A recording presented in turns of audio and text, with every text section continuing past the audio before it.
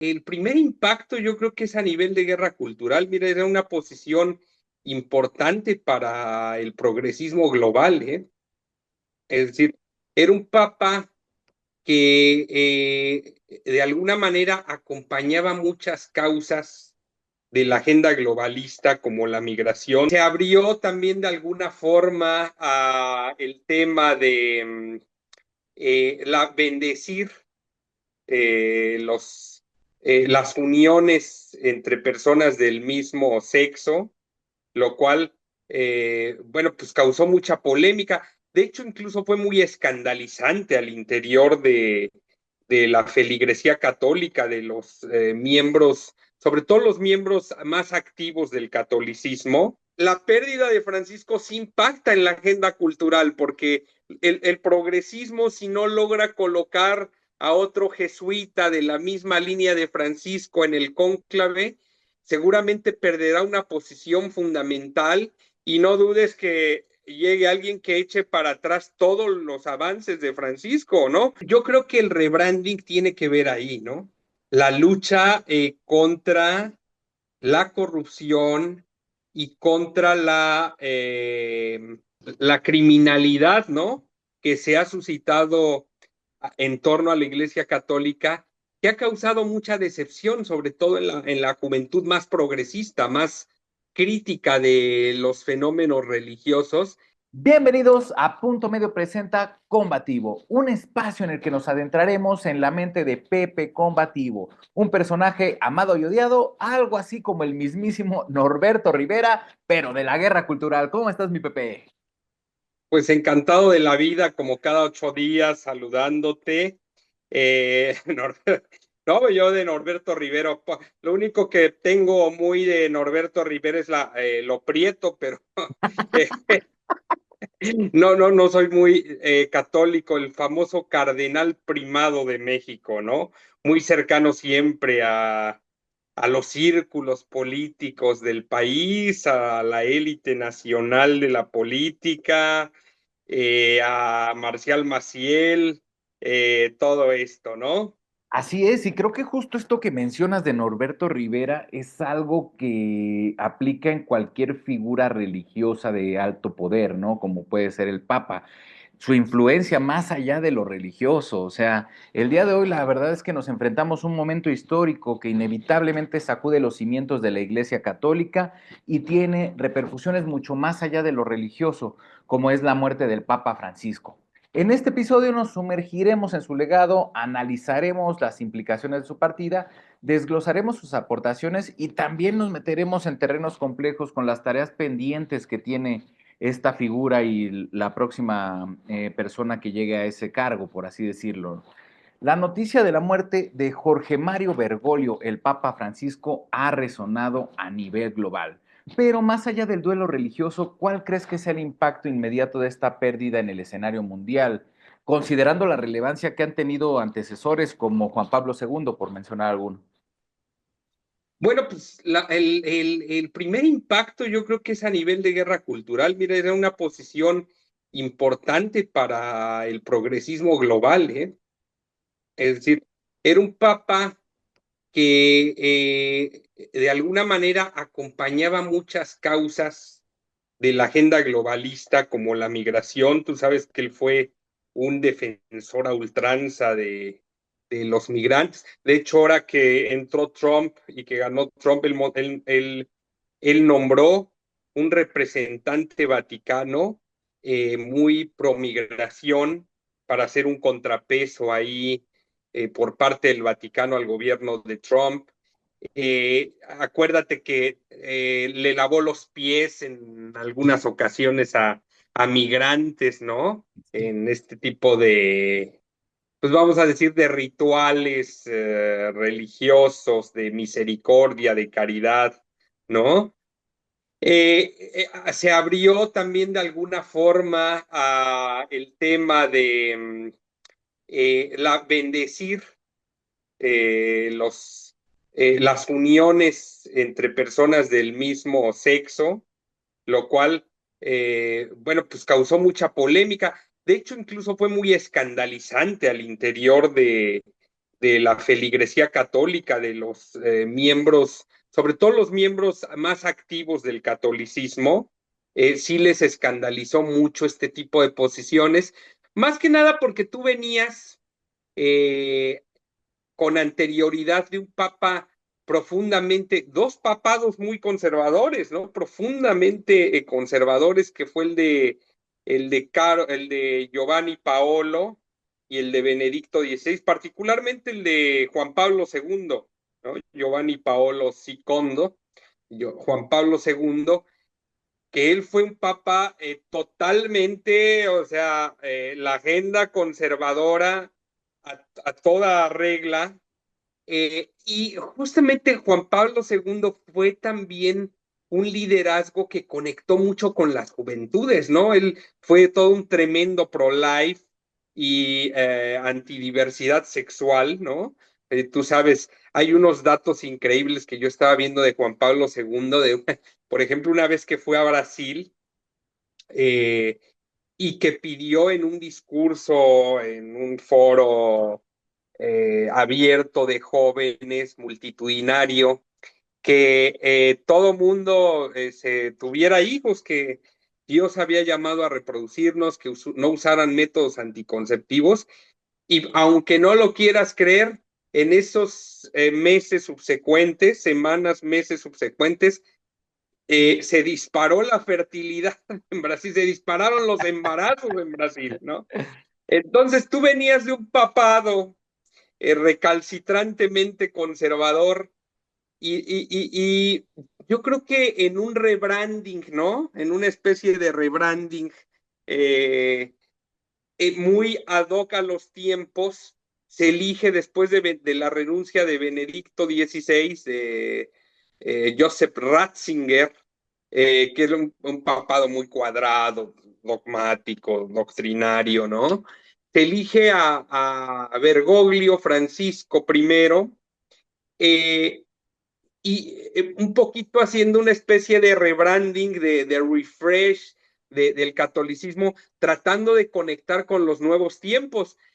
El asunto que se da es que nadie pensó que en Occidente, justo en todo este periodo de liderazgo católico, de liderazgo de Francisco, de la Iglesia Católica, vendría justo una especie de contrarrevolución, ¿no? En Occidente, que ya sobre todo, pues, que encabeza hoy día, pues, Donald Trump claramente, y a hoy día la pérdida de Francisco sí impacta en la agenda cultural, porque el progresismo, si no logra colocar a otro jesuita de la misma línea de Francisco en el cónclave, seguramente perderá una posición fundamental, y no dudes que llegue alguien que eche para atrás todos los avances de Francisco, ¿no? Por ejemplo, ahorita está muy no sé si tú sigas un poquito de conservadores católicos, yo los sigo bastante en Twitter, gente como Verástegui, este tipo de perfiles, ¿no? Que están impulsando mucho a Sará, al guineano cardenal africano, el cardenal Sará, que es un hombre profundamente conservador, y tú ves al ala conservadora católica muy apegada a esta, vamos a decir, candidatura. No De sé Robert si haya Sara. candidaturas al interior. Seguro que ahora mismo que está llevándose a cabo ya el cónclave, no sé si arrancó o en estos días debe estar, cada 15 días de la defunción, en un periodo de 10, 15 días se organiza el cónclave. Empieza el próximo miércoles, que más o menos, sí, el día de mañana empieza El justamente. día de mañana, el día que sale el, el, Y el es episodio. Robert Sara. Robert Sará, sí es correcto, es Robert Sará. Entonces, pues ya los cardenales seguramente están haciendo la política interna, ¿no? Organizándose en bloques, ver quiénes van a ser los cardenales fuertes, ¿no? Quiénes, alrededor de qué figuras se van a hacer los grupos.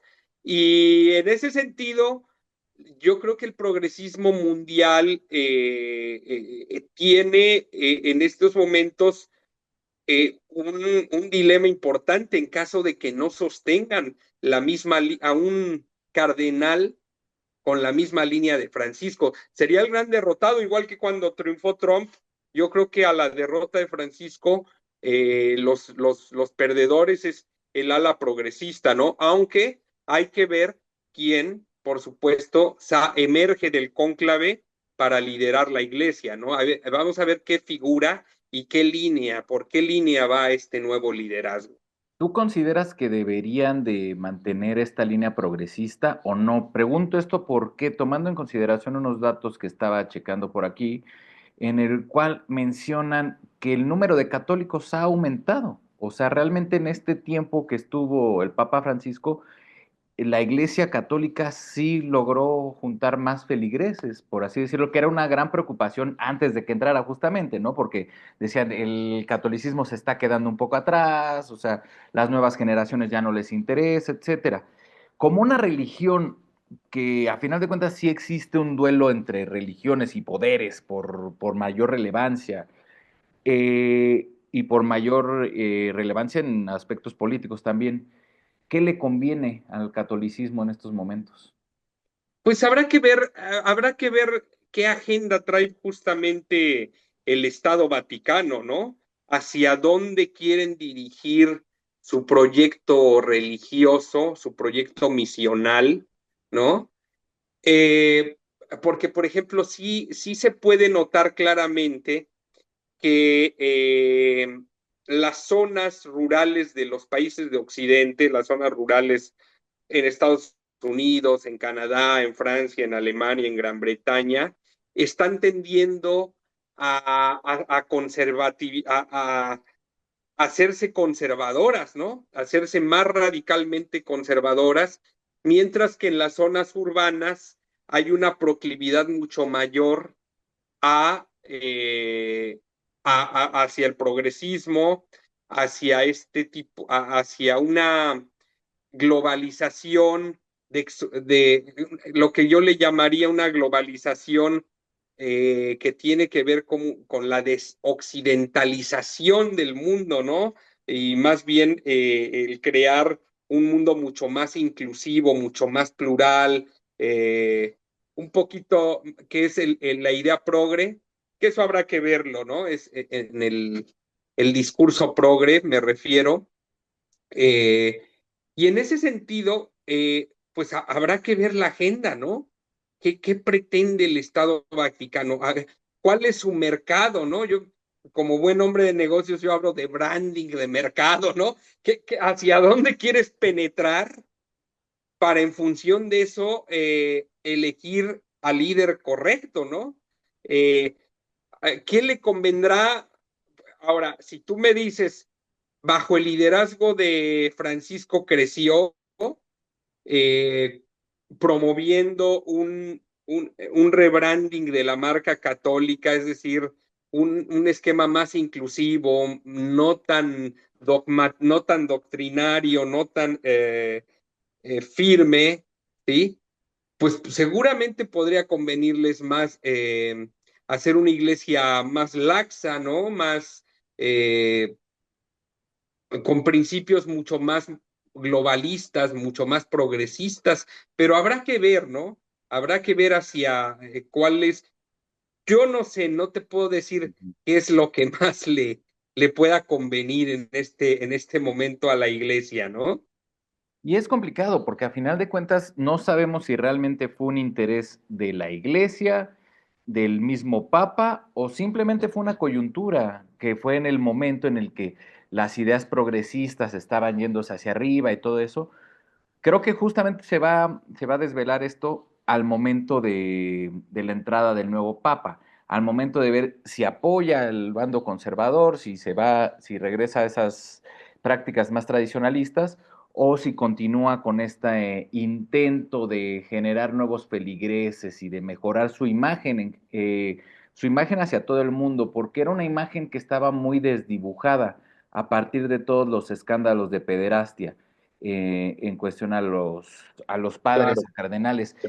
¿Cómo vamos con este tema? O sea, porque a final de cuentas sí logró claro. bajar un poco, pero Híjole. Yo creo que el rebranding tiene que ver ahí, ¿no?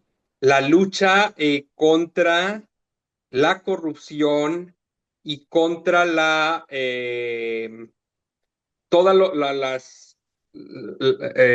la criminalidad, ¿no?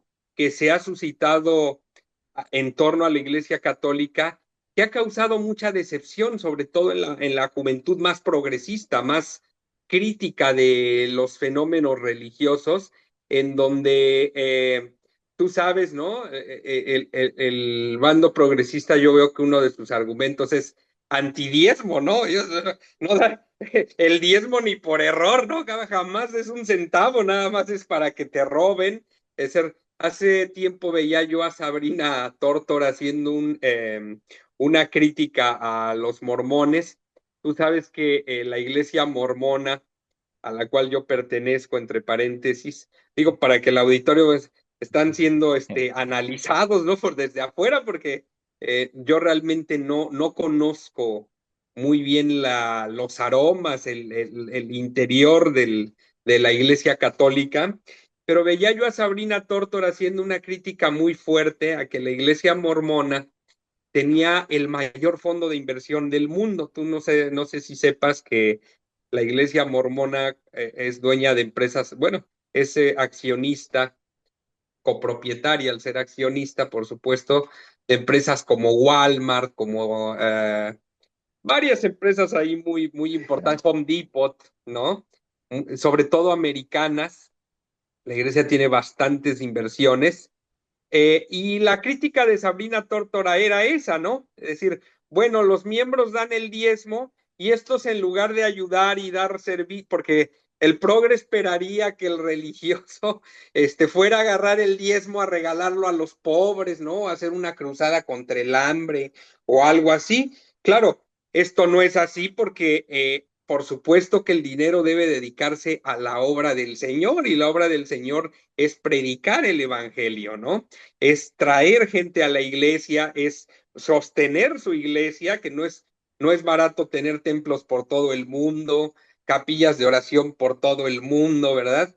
Eso está muy caro, centros de estudio, universidad, todo lo que pueda tener una iglesia, no solo la mormona, sino también la católica y todo esto. Y entonces, bueno, pues el bando progresista pues es muy crítico de, por ejemplo, del hecho de diezmar. Ya ni te digo de qué pueden pensar los progres de la pederastia. También estaba yo viendo a esta Sabrina Tórtora, igual preguntas incómodas, y no centraba sus críticas y no salía del tema de la pederastia. En todo su video fue de la pederastia, ¿no? Entonces, pues yo creo que más bien en este momento a la iglesia, pues quizá no le convenga tanto meterse un tema de guerra cultural, ¿no? Sino elegir a una persona más centrista, ¿no? Más neutra, que guarde una posesión de enlace entre gobiernos radicales como el de Orbán o el de Trump, con otros gobiernos radicales de izquierda como el de España, de Pedro Sánchez y demás, que puedan conciliar, pero lo que sí le conviene a la Iglesia Católica es alguien que traiga orden para luchar contra la corrupción y el crimen al interior de la Iglesia Católica. Eso sí le vendría muy bien. Digo, en este sentido parece que Francisco fue un agente muy reformista, ¿no? Hizo algunas modificaciones ahí al interior de la curia, de la legislación, trató de transparentar algo de los fondos, del manejo de los fondos del Vaticano, así como también de el Banco del Vaticano y de alguna manera dio algunos pequeños pasos, ¿no? Pero, por ejemplo, en materia de pederastia, eh, si bien no fue omiso, ¿no? O sea, nadie, no fue a fondo, si bien trató de cerrar esta página de todos, tú sabes la infinidad de casos de pederastia. Aquí tuvimos en México el famoso caso de los legionarios de Cristo, liderados por Marcial Maciel, muy cercano a la familia Fox, por cierto, a Martita y a Vicente Fox, creo que él incluso los casó, Marcial Maciel, y cuando fue Fox presidente, entraba y salía de Los Pinos como Pedro por su casa, Marcial Maciel. Bueno, es paréntesis. Eh, bueno, aquí tuvimos en México el caso de él, que es un pederasta acusado por más de 60 o 70 personas de haber abusado de ellos, ¿no? Y totalmente impunes, incluso eh, eh, a Juan Pablo II se le acusa, entre otras cosas, de ser el papa de los pederastas, ¿no? Ella sabes que él fue el papa de todo, ¿no? El papa de anticomunista, el papa viajero, el papa diplomático, pero también el papa de los, porque cubrió a todos, pero realmente Francisco tampoco llevó a juicio o excomulgó o se vio un combate importante para acabar con este tipo de prácticas criminales al interior de la Iglesia Católica, ¿no? Entonces yo creo que lo que más, regresando a tu pregunta y contestándola, lo que más convendría a la Iglesia Católica es alguien que traiga la voluntad de ir tras este tipo de abusos al interior de la Iglesia, más que un agente doctrinaria hacia un lado a otro, ¿no? Claro. Y que le daría un refresh, un cambio de imagen a una iglesia que todavía tiene este desgaste muy serio, sobre todo con la juventud, ¿no? Creo que en este punto ya se ha hablado un poquito de el legado de Francisco, también se ha hablado un poquito de los temas pendientes. Tomando en cuenta estos datos y con base en esto que hemos platicado, ¿cuál será el lugar en la historia del Papa Francisco? Este tema de ser el primer papa latinoamericano, no sé, o sea, ¿dónde queda? Pues iba a tener un lugar muy especial, ¿eh? De un papa reformista, de un papa progresista, el papa comunista, le dicen muchos al interior de la Iglesia Católica, sobre todo mucha, mira, sí causó mucha polémica varias veces con este tipo de situaciones de la bendición de los matrimonios del mismo sexo. Ya ves que fue un activista muy fuerte en contra de Israel en los últimos tiempos, antes de fallecer a raíz del último conflicto eh, palestino-israelí, claramente acusó a Israel y al Bibi Netanyahu de ser un Estado y un líder genocida. Y en ese sentido sí va a tener un lugar muy especial, ¿eh? Por lo menos del lado de los jesuitas, de esta ala progresista, de toda la gente de la teología de la liberación y toda esta ala izquierdista de la religión católica, pues sí tiene un lugar muy especial, ¿no? Y del ala conservadora también, ¿no? Como un padre comunista, como un padre rojo. Claro. Me gustaría finalizar esta edición con una pregunta más general. En tiempos banales, nihilistas, en tiempos complicados como los que vivimos, ¿las entidades religiosas se desdibujan o consiguen mayor relevancia? Eh, Como te repito, mira, las entidades religiosas hoy día, eh, sobre todo eh, a raíz de la globalización y de el auge del progresismo en los círculos intelectuales universitarios en todo el occidente, sí tuvo las entidades religiosas un reto enorme tuvieron, ¿no?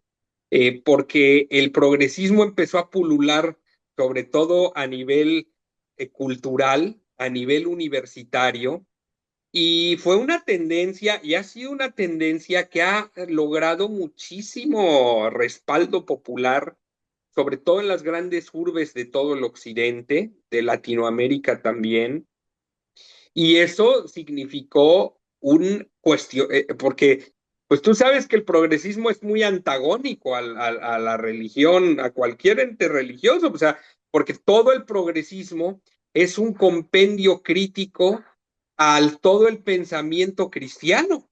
Si tú revisas el progresismo, es un compendio crítico del pensamiento cristiano, sea católico o sea protestante, ¿no? Es decir, ¿por qué las mujeres, sí, no ocupan puestos de liderazgo, ¿no? ¿Por qué hay un patriarcado? Bueno, tú sabes, el patriarcado pues es por añadidura una institución cristiana, ¿no? El patriarcado, regresando un poquito a mi testimonio como miembro de la iglesia mormona, pues nosotros creemos en el patriarcado.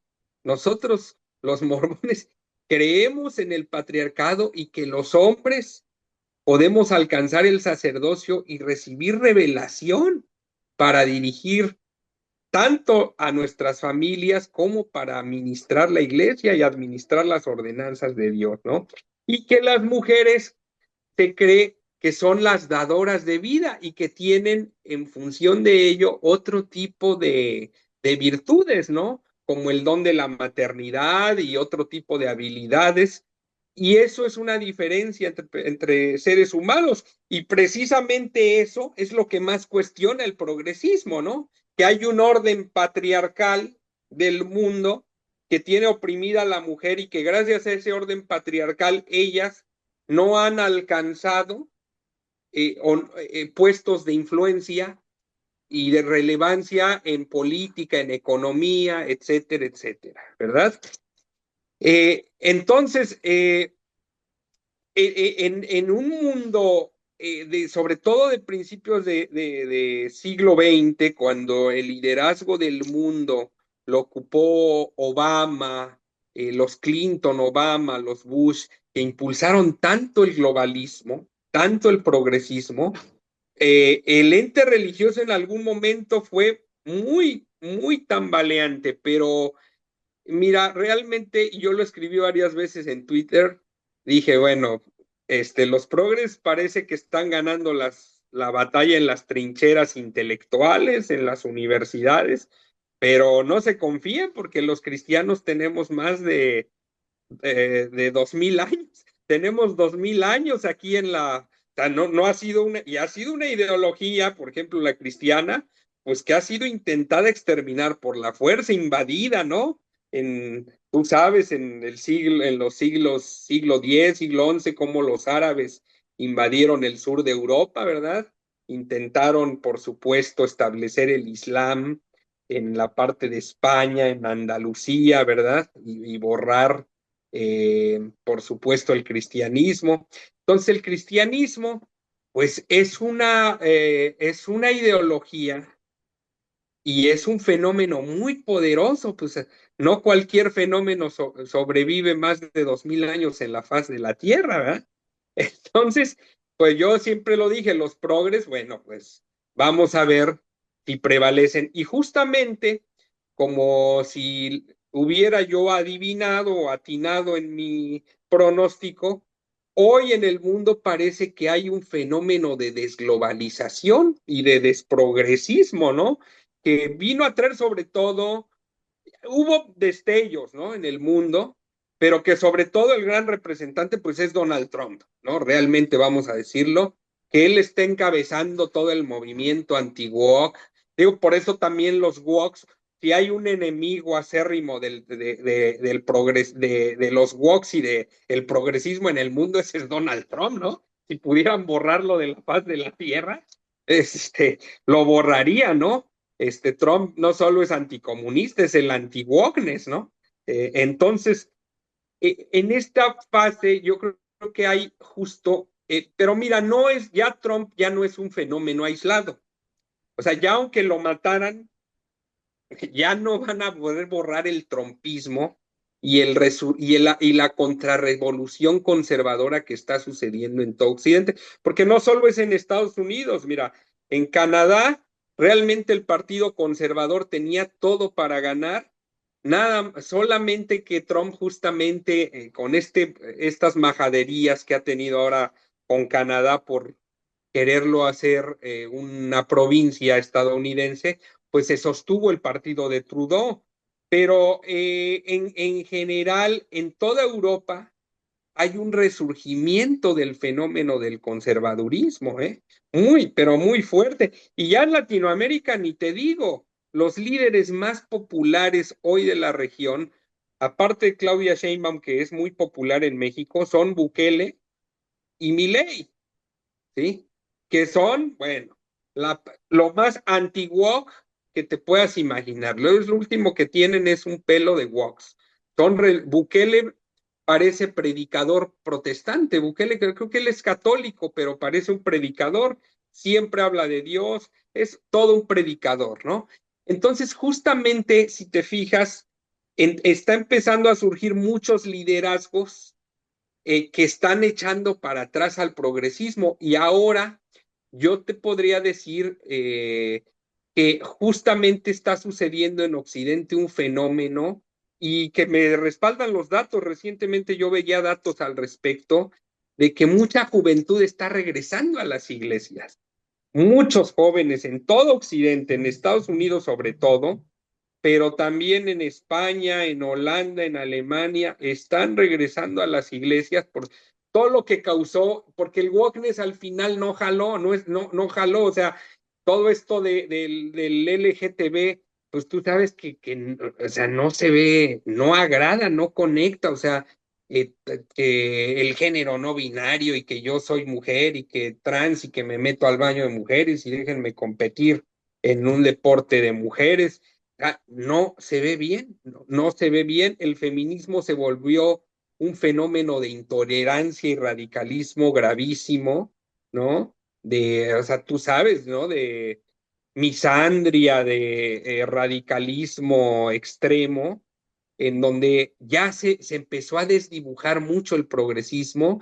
Y yo creo que hoy el ente religioso, si tú me hubieras hecho esta pregunta hace 15 años, Exacto. cuando estaba Obama, te diría, parece que la religión va a desaparecer y nos dirigimos a un mundo antirreligioso, ¿no? Eh, pero yo creo que sobre todo, mira, los ideólogos de Trump, que fueron Steve Bannon y New Greenwich, resaltaron mucho ese fenómeno. Debemos de promover el cristianismo en contra del ateísmo tiránico que promueven los progresistas, ¿no? De ese colectivismo tiránico de prohibir todo, de establecer un nuevo lenguaje, una nueva forma a través de la fuerza, a través de la intolerancia.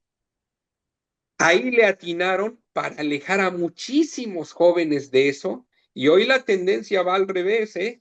En México todavía no se siente porque justo el liderazgo que tenemos en México es un liderazgo progresista de la doctora Claudia Sheinbaum, que ella yo la veo neutra, ¿eh? Yo incluso veía más en la guerra cultural precisamente al Papa Francisco que a una gente como Claudia Sheinbaum. Yo lo veía más metido a Francisco en la guerra cultural que a Claudia Sheinbaum. Entonces en México todavía no se nota, porque Claudia Sheinbaum de alguna manera es una progresista moderada, y por lo mismo, pues tú ves detalles que la Secretaría de la Mujer y que en los municipios hay muchas políticas públicas en favor del feminismo o del LGTB o de los migrantes, ¿no? Entonces, Claudia, aunque viene de un movimiento progresista presionada por Trump, ha tenido que ejecutar ciertas líneas de acción como detener la migración que no se ven muy progresistas, ¿verdad?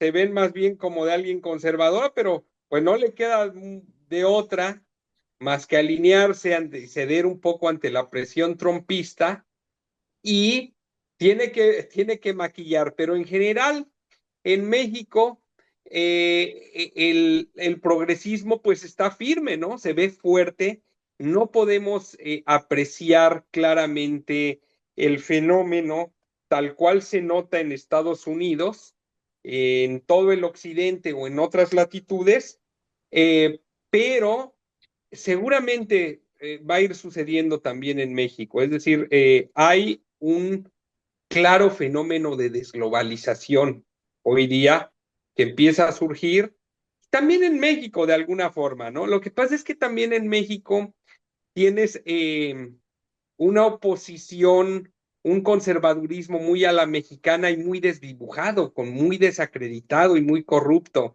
Entonces, por ejemplo, salen los conservadores como Ricardo Anaya a querer imitar un poquito a Milei, viva la libertad, carajo, y no pegan, no pegan. Pero seguramente va a haber nuevos liderazgos porque el fenómeno se va a suscitar, está sucediendo, entonces va a haber quien tome el liderazgo y la bandera en algún momento y seguramente que el progresismo también va a batallar en México y no va a tener, no va a rampar como hasta la fecha, ¿no? Seguramente también en las universidades, en los círculos intelectuales, va a haber quien les plante cara, los cuestione y empiece en base a estos cuestionamientos, en base a esta oposición, este contrapeso natural, a, a resurgir un conservadurismo en México, como está resurgiendo en todo el mundo, ¿no? Así es, se vienen tiempos interesantes en la esfera política, en la guerra cultural, en todo el planeta, y pues ya veremos de a cómo nos toca. Aquí seguiremos haciendo programas y contenido sobre esos temas. Muchísimas gracias a todos por sus likes, comentarios, buena onda, mala onda. Ya saben, sigan a Pepe Combativo en Instagram y ahora sí, en el nuevo TikTok. Recuerden, también en este canal lo pueden seguir y sobre todo, nunca se olviden que para triunfar en esta vida tienen que ser Ya, combativos. combativo, ya.